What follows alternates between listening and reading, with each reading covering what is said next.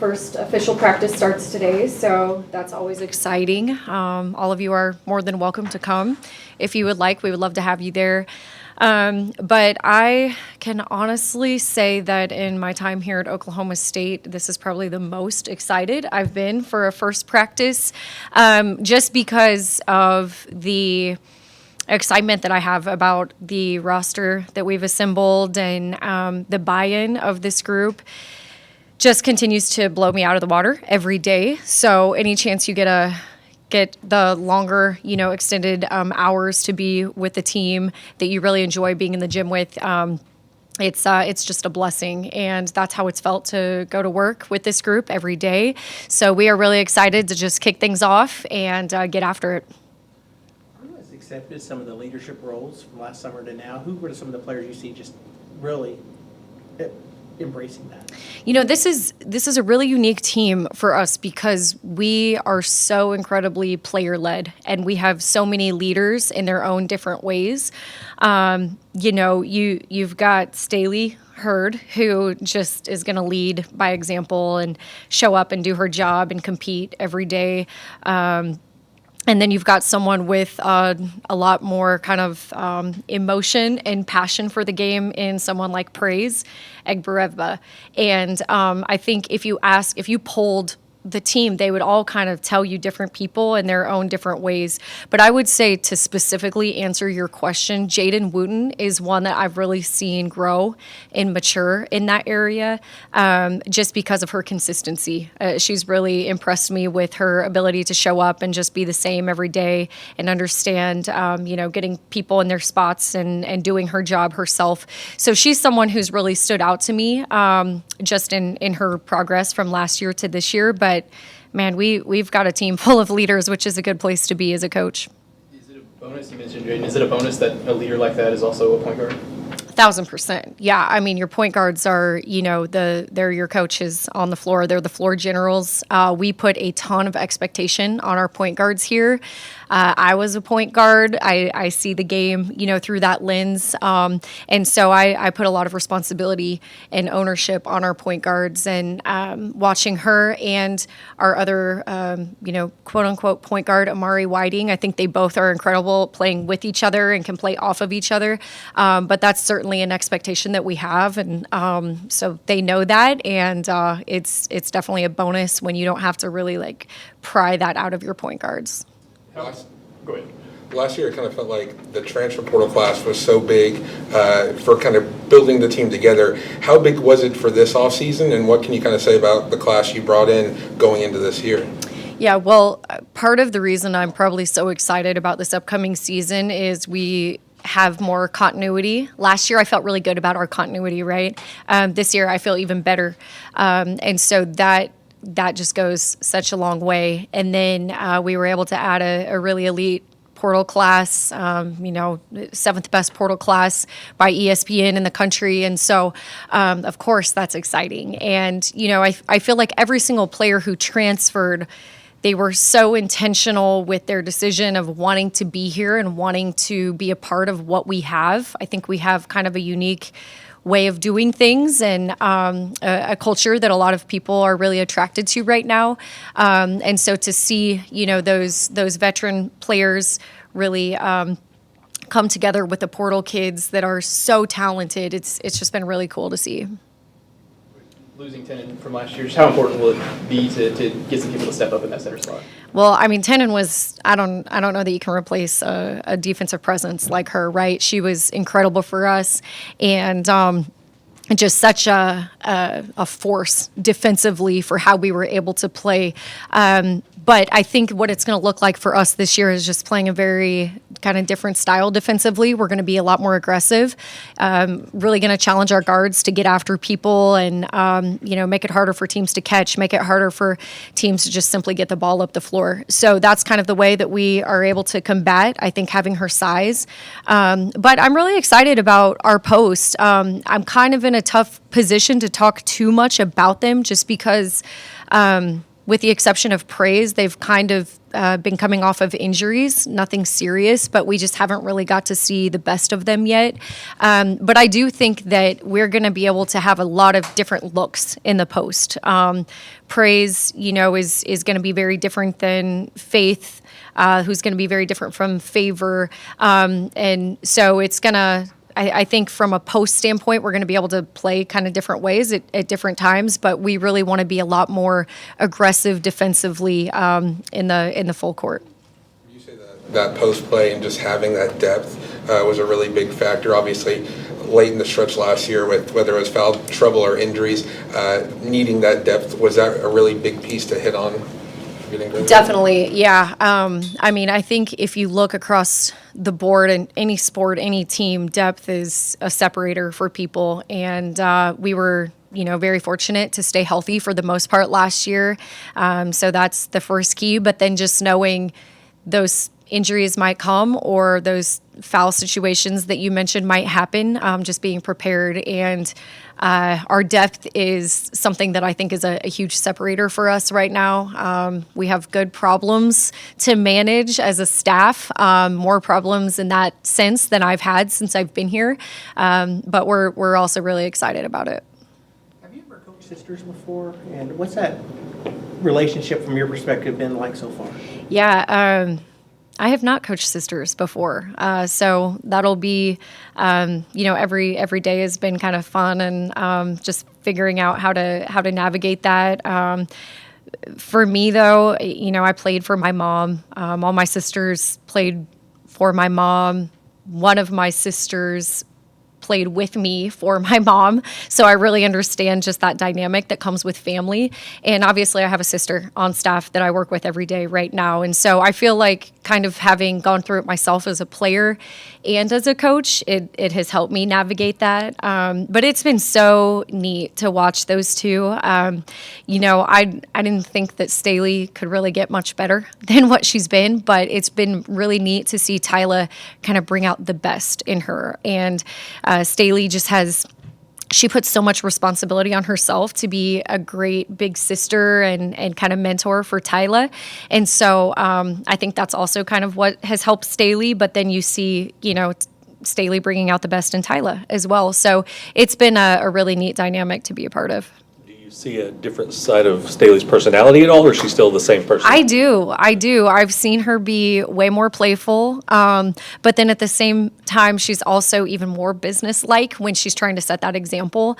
So it's been really just fun to kind of watch Staley in a light that I haven't seen her in before. Talked about Jaden's leadership and obviously how impressive she was in the role she played as a freshman last year. Could you maybe even see that similar aspect with Lena Girardi coming in and also making an impact as a freshman and kind of being a voice? Certainly. I mean, we don't back away from freshmen here, right? Staley was the kind of the start of our recruiting and playing underclassmen. She was an all-conference player as a freshman and made that all-freshman team, I should say. And then Jaden, followed and did the same thing next year. And we have the same expectations for Lena. She is very talented. She's got a work ethic like I've never seen. We have to kick her out of the gym. She's just got that winning DNA inside of her because of whose daughter she is. So I've seen her be a leader for our team in that sense of kind of establishing, hey, this is how I'm going to show up and be prepared every single day and how I'm going to work every day. And for the upperclassmen to see this little freshman come in and doing that, that's pushing them to be better. So we have very high expectations for Lena. She's a really special person, really special player. What are your expectations for Micah this year, and are they different than maybe a year ago from now? I don't think that they're any different, but with that being said, they're very high. Micah was an incredible impact player for us last year. I mean, she had games where she put the team on her back. She hit some really, really big shots for us. And the thing I love about Micah is you're really not gonna be able to tell if she's having a good game or a bad game. She's very consistent. She's very level, and that can be really good for a team. I think that we really need that sometimes because we have I'm very passionate and fiery, right? And sometimes you kind of need to scale that back at different times, and that's who Micah is for us. I think Micah understands that whereas last year maybe she was the fourth or fifth person on the scouting report going into games, this year she's going to be one of those top names. And with that, it's going to be harder for her. I think she understands that. We've had those conversations, but it doesn't mean that we, are lowering the standard for what she's going to be able to do for us. Before last season started, did you know that, or did you expect that kind of year from her? Did she exceed any of your expectations? I think that we knew what she was capable of because if you looked at her track record, first of all, the kid's a winner. She's been winning since high school, since her youth days. So we knew we could count on that. And then we knew she was a scorer. I mean, some of the numbers she put up at her previous schools were very, very impressive. We were pleasantly surprised with how quickly that translated at this level. But we did know what a great scorer, what a great shooter we were getting. It was important to get the pieces around her so that could free her up to shoot the ball and be as open as she was, especially early in the season. But yeah, she's a heck of a player, and I know she wants to really go out big her senior year. We know how big Bedlam is in this state, and we saw your non-conference schedule and your schedule. How big is it for this series to resume for the basketball fans in our state? Yeah, we're excited. I mean, the Bedlam games have been the most intense, fan-packed games that I've been a part of since I've been here. And those are the types of crowds and atmospheres that we all dream of playing in. So we're really excited to get back to that. OU has an incredible thing going. I mean, it's not just Bedlam. It's hopefully at that point going to be I think OU is going to be a top 10, probably early on in the season. We're a top 25 program right now, I would say. And so to get that caliber of teams matched up in the non-con is going to be really neat for everyone in the state. You talked about kind of the shooting with Micah, and that was a big part just in general last year, shooting the three between Annegret, Micah, Staley. How big was it, Annegret leaves, but to also add people like Amari and Haley to that kind of guard depth? Yeah, Annegret was another really special player. Just like Tenen, you really can't replace a player like that. But what I do think we've done is reload and even deeper. I think what separated Annegret was she had an amazing ability to create off the dribble as well as just catch and shoot. Whereas maybe we don't have as much of that with this group, but I mean, Haley Timmer was one of the best three-point shooters in the country last year. I think she shot about 44% from the three, which is very impressive. So, you add her, you add just that depth and more people who are able to shoot. I feel like that kind of, can make up for what we lost with Annegret. So we're feeling pretty good about that spot. Going back to Lena for a second, we saw how her recruitment ended, but in terms of, she's from the Northeast, she's a high-level recruit. How did you sort of identify her in general, and then B, say, hey, we can actually win this battle if we need to? Yeah, so it was a really kind of interesting recruitment. We did not see her until very late. And when I say late, I mean we didn't see her for the first time until July going into her senior year. And first thing we look for is just kids who compete. And Lena is as competitive as they come. So that stood out very early in evaluating her. Our assistant, Kelby Jones, was the first to see her, and, the group text goes crazy. This kid is, I think he called her a cold-blooded killer or something like that. And then that kind of got me thinking and wanting to connect some dots. We have such an amazing baseball history here. So I reached out to Josh Holiday and, asked kind of connections and stuff like that, talked to Matt, and we were able to put our heads together enough to know that we could really, do that for real with their relationship and kind of history. In fact, Lena actually had gone to Matt's house a couple times, like growing up, like had stayed the night there, for example. So we were able to really connect those dots, and then it took off really quickly. Lena and I hit it off right away on the phone, and that's pretty much the first time we talked is when we felt like we had a real shot at landing her.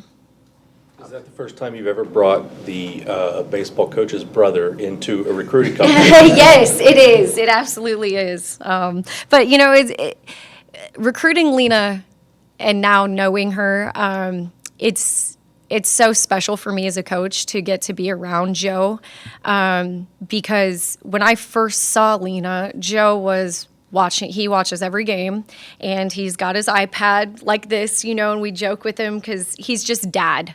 You would not know he's, you know, a Hall of Fame baseball player or coach. He's just dad, and he's the best dad.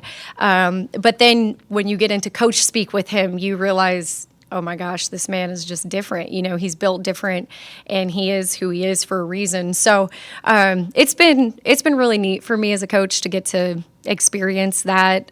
He actually came and spoke to our team this off season and just blew everyone out of the water. I mean, I think I had like 3 pages of notes after he talked to us. So it's been really cool for us, because it doesn't matter what the sport is. You know, it all translates. Winning translates in every sport, and he's been someone that I can honestly say I think has really made me a better coach already, and just he's an awesome dad as well. How have you seen? I have to imagine Lena has kind of a unique experience with him as a dad. How do you think that's influenced her? Well, I mean, just think about her growing up, you know. I mean, she's in the clubhouse. She's rubbing arms with Jeter, and, you know, and I mean, I could go on and on and on. Like, what she has watched from a very young age and thought was normal is not normal. But that's what makes her really unique and special, is she's been around greatness in every capacity. So I think one of the areas I have really bonded with Lena that I think people don't understand is just that she is a coach's kid. Maybe not for basketball, but she is a coach's kid, and she has this empathy that allows her to connect with me on a coaching level, because she has seen her dad, you know, have the highest of highs and the lowest of lows, and she's very emotionally, you know, her emotional intelligence is just off the charts, and so that's been something that I think we've really been able to bond over, is just she understands things and kind of views things a little different than the average person, because she's seen it all at the very, very highest level. So, yeah, it's been really just special for me as a coach to get to be along the journey with someone like her. But you definitely can talk to Joe for about 1 minute, and her mom. I think everyone kind of sleeps on Kim. She is actually like the person who lights up the room. She's a very special person as well.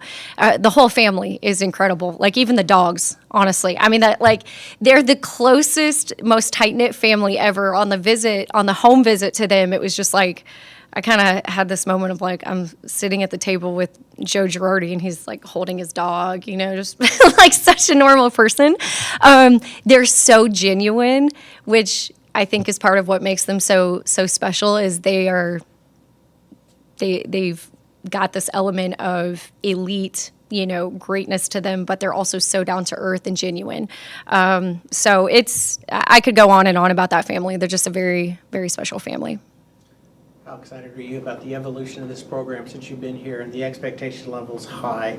The whole program embrace it, players, coaches, staff. How big has that been, just embracing that expectation level? We want it. That's been the whole point. You know, when I first got here, I think they were coming off a 9-win season, and now, you know, here we are coming off a 25-win season with very high expectations, but that has been the whole point, right? This is exactly where we want to be. If I'm being honest, I want to be in an even higher spot with higher expectations. That's all a process that we are willing to go through. But the kids who stayed here or who came here, they want the smoke. We're not shying away from that. We understand that the target is on our back in a different way than what it has been ever since I've been here.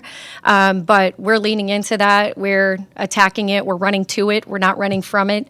We're very excited. Jacie, I feel like even for the first half, probably even deeper into the season, I know you and the players felt like people weren't paying enough attention, like across the conference and the nation. Having higher expectations, not just in Stillwater, but people are paying attention to y'all now. What are the different challenges that presents for y'all as a team when other people are saying, oh, we got to be ready, we know Oklahoma State's coming? Yeah, I kind of just said it, but just knowing that target is already going to be there and you're going to get everyone's best. You're kind of one of those teams that might be circled for other opponents. So we understand that. That just comes with the territory. And that's why we've just really got to focus on ourselves every single day and continue to get better every day. And then I think the other side of that is just blocking out the noise. There's going to be more noise. You want the noise, you want people paying attention. But with that comes a responsibility to really just keep your blinders on and, just focus on the people in your own house, your own team. Jacie, you guys entered the season kind of like with a chip on your shoulder. I know you had a couple players last year that, you said got snubbed from postseason awards, and then obviously they had you guys in a tough matchup with South Dakota State. Do you kind of have like a chip on your shoulder entering the season, kind of to prove them wrong in a way? I think that's just kind of who I am in everything. I have a chip on my shoulder. Just a small town girl. I just was raised to, feel like you have to fight and work hard for everything. So I don't know that that's ever going to go away for me personally.